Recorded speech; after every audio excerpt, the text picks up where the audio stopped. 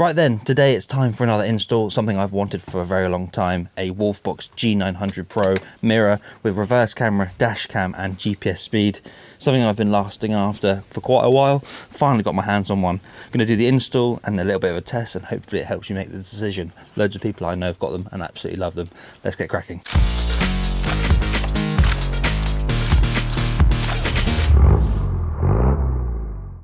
So I don't want to dwell too long on the product itself and all the stuff that comes with it, but it is good to know what's there. One thing to note first of all is this one is actually one that's strapped straight onto the mirror you've got existing currently. In Boris and all Defenders the mirror is a bit small, flimsy and old, so I've decided to go for a quad lock mount there with a GoPro mount sort of jerry rigged onto it, and then I've Sugru, which is a type of glue, onto the back of the unit, and there you've got a suction mount and a very sort of ball joint adjustable system there that will hold it nice and tight, because this is a big unit and I'm hoping, I haven't tested it yet, but it's been sticking for the last few days, that will hold it nice and easily, so that'll be nice and strong. Great looking unit. You've got your wiring for the camera, the GPS unit which controls the speed, stickers, a DC charger for a cigarette lighter. Let's have a little look. I'm not sure I'll be able to work it out straight away. That looks like a camera extension to me. Obviously a long vehicle on 110, or if you had a crafter or a camper of some sort. Open this one out. More trim tools there. Right, okay. So a lot of the instructions that I've seen, including some of Wolfbox's own instructional videos made by content creators on YouTube, use piggyback fuses. These are too small already. Actually, no, that one would work for you, but it's not something I'm going to be doing. I like to hardwire things in myself and run it down into the battery box, and then the wiring itself. It's definitely something I'm going to need to have a little look at and work out myself. You've got to get constant power, switched ignition, and obviously earth. So I think I'll probably run it down into the dash behind my mud console where the radio is, and then see how we go from there. Just another little bit on the wiring. I believe for me, all I'm going to need is the reverse camera that will wire into the reverse light to trigger it. I'm going to put the GPS unit, I'll probably hide it maybe down onto the front windscreen, about there potentially, and then the power unit itself, and as I said, I'll run that into the dash and the actual sort of mirror body. If anything changes, I do need any additional bits, I'll let you know during the video. So I'm just going to quickly clean all this area up. As you can see, there's a lot going on up here, and I get the residue off on these Goodwood stickers. So here we go. Obviously I need to work this out, and unfortunately these mirrors come down quite low, so it's going to block it if you need to use it, but I'm just going to work it out now, see how I'm going to do it.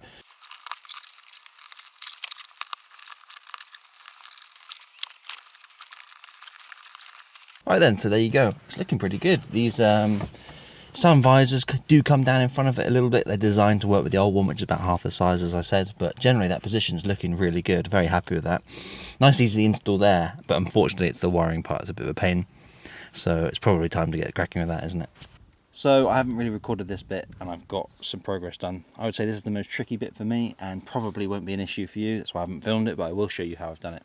So I basically need to get the camera that's here to come through, and I have had one there before, but it's now out. I had to cut and take this wooden strip off. So a handy little tip from me is Sugru. I've used this in the past quite a bit. It's like a Play-Doh, but then it sets like a glue. It's called moldable glue, and that's how I'm going to attach this camera. I also needed to fill this hole and protect the wire, and I was going to use some sort of black tack, but actually if you use this glue, I've used it for GoPro mounts in the past, it's fantastic. That plate can glue to there and fill the hole at the same time, then we'll be absolutely sorted, and that'd be great.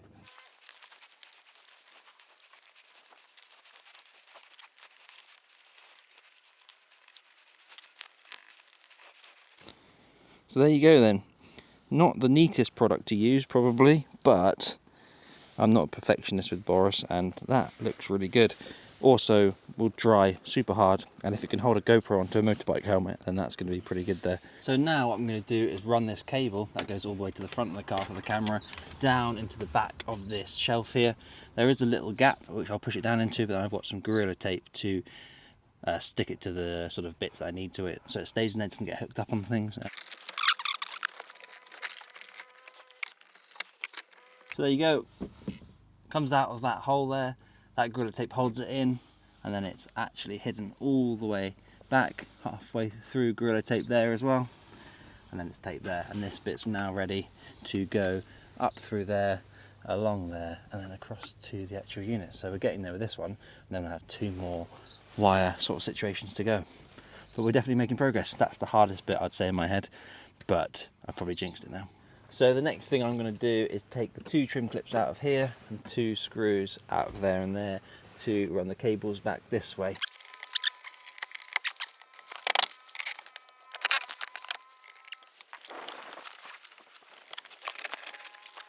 Right, so I've run that through there, so now I can go under there and round to the mirror. I also need to run the power down here on the side. This side here, I've got these sort of extended windscreen A-frame trims from mud, and you can hide the cables a bit more easily. There you go. Run that down there. I think I might have to take the sunshade off that side as well, but I'm not 100% sure. Maybe not. I think we might be okay actually. So right now I'm just running this metal cable through the old mount there to maybe run the cables down through there, because there is a hole there already. So there's that piece of wire there.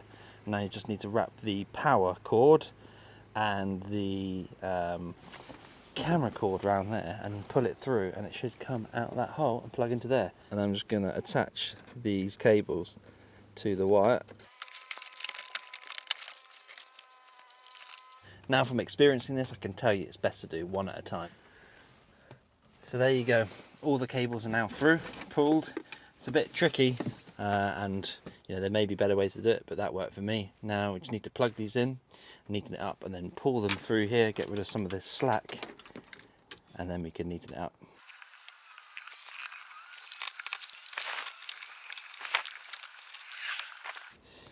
Peel off the backing like a GoPro mount, feels very similar sort of stuff, which is good. Oh, okay. Unfortunately, it has to be up. Oh, right. Oh, I see. So maybe this is a bad idea. It says up that way, and it's not hugely crucial to me. What I'm going to do, and I'll sort of report back if it works, is stick this to the top of the headliner. Obviously, you've then got aluminium between it and the signal, but it's the only option, it feels like.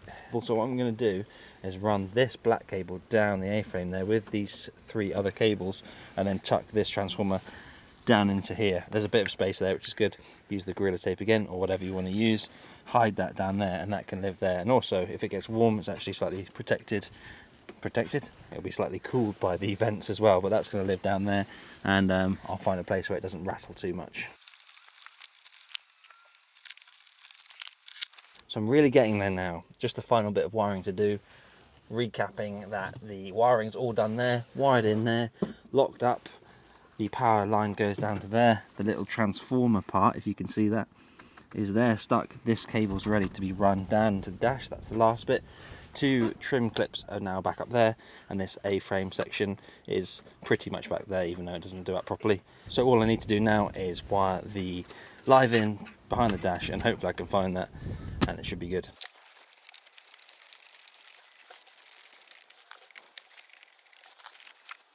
Next thing to do is to run the metal wire out through there to pull the cable back in. So let's do that.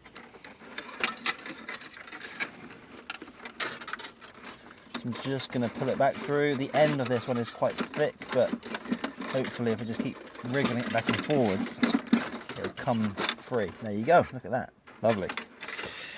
Pull that nice and taut. Plenty of slack there. God, that method's really helped me today. Probably used it 5 times now. So excuse the messiness in here. Effectively, from the Wolfbox, you've got 3 wires. The black one is already attached to an earth point there at the front. The yellow is main battery power. It's a bit confusing because usually sometimes is switched, but yellow is main from the battery, which I'm going to wire to this brown cable which goes all the way down to my battery box. And then you've got red there, which is accessory, and that can be attached to your stereo wire potentially coming from the car's power, and that's just a small amount of power just to let it know that it needs to come on and use the battery power. And that's a neat battery box, isn't it? Did that recently. Very happy with that. So basically what I need to do is find the brown cable and then attach it to here onto this terminal, and then we're done, because I future-proof some wiring that already runs in there, which would be really handy for it. So this is the box that controls the dash switches, and I had these cables run up there ready. So this is that brown one there. I just need to pick that one out, and that's the one we're going to be using. So one thing to note is, obviously, if you haven't got pre-run wiring, you need to run one, and you'll have to do that however you usually do it. You could either go from the battery box up here, down, and then into wherever you've gone, or just run it up. What I used to do is run it out of these sort of bungs here underneath the tunnel and up, but now what I do is, as I've got this rubber matting, it actually just goes out here and under this matting and up through there. So you will have to add an extra cable and a fuse as well. Thankfully though, the other day I removed a section of wiring out my motorbike, and it came with this pre-fused little bit here. So this is what you'll want to end up making, is a connector to go onto there. It's pre-fused, and you'll have to insert the fuse that came with the wiring, which I'll go and get in a minute because it will be the right rating for it. And then you can wire that end onto the brown or your selected bit, and then neatly chuck it onto there. But happy about that. So there we go, all connected up, new fuse in there. This is something I've had to custom make a little bit. You might have to do something similar.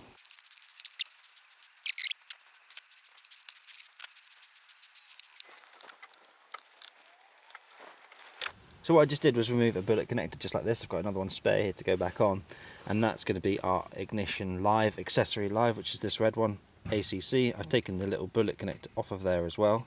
I'm going to spin that into that one as well. Then put the bullet connector back over it. Then use the little crimps to go back over it.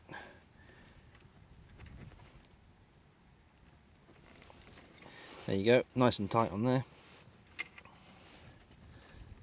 Plug the stereo back into there. Aha! There we go. Just sprung into life. So the final thing there was to connect the brown wire from the battery box to the main feed for the Wolfbox, and that's just pinged into life again. Now we can put the dash back together and then start setting this up. There you go, that's all back together. Just make sure the stereo comes on. Yeah, that's got a reverse camera as well.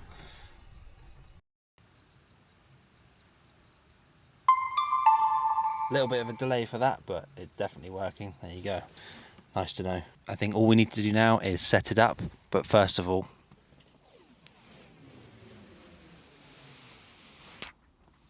everyone loves doing that. That was pretty satisfying, I have to say. I'm glad I did it now rather than earlier. Just going to shut the back door there. Hey. Oh, I need to remove this. There you go. That's a bit better. Angle that down potentially a tad. Obviously I've got the wheel here, which is a bit of a pain, but looking good. And then in front, there's the camera. I've got the little bit on. No idea what that just was. Whoa! Cool. Okay. Look at that. That's pretty good, I have to say. Quite clear actually for going for a sort of dirty windscreen. Right then, so here we are. It's quite hard to film it in the bright sunshine, even though it looks fine with your eye. I've come out to this lane here, it's a bit darker, and also got the GoPro in an interesting position so I don't get any reflections. I'm just going to turn it on now.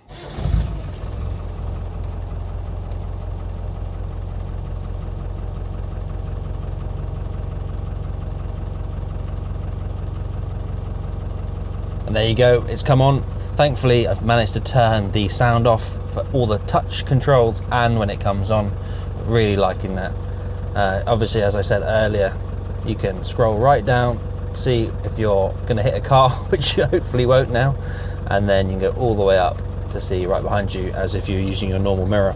It's really cool, and sort of just show you how it works as I'm going along here. So get an idea of what it looks like there. The speed's working correctly. I've already checked that against a GPS speedo on my phone and the actual speedo. All the clocks to the side there. As you're driving along, you can swipe to see the front of the car. Obviously the angle I've got it means that it's slightly pointing off to the left, and then swipe again, you get a bit of a view of both, which is really cool. So let me just stop up here and go back into the mode there. Cool, fantastic view there, really nice. Still using the side mirrors. I can imagine this would be amazing if you never had a rear window on a van or something like that. I've seen a lot of people using them for that, but that is absolutely brilliant. As I'm going backwards now, just go have a little look down. I can imagine. You can actually zoom in as well if you need to. All in all, absolutely brilliant. Loving it so far. Be interesting to see what it's like not in a test environment. So there we go then. Good install. Took about 3.5, 4 hours in total, but I had a few hiccups here and there, which was probably my fault with this truck and the camper. But generally pretty easy. Just need to have your wits about you, have a little bit of experience, and just have the confidence to do it, really. Thankfully, it was nice and easy, just took a little bit of time, but really happy with the outcome and really looking forward to getting it sort of working exactly how I want it and also using it in the real world. I hope this video has been helpful for making a choice or not, or just the install being helpful for you. So thank you very much for watching, and I'll see you next time.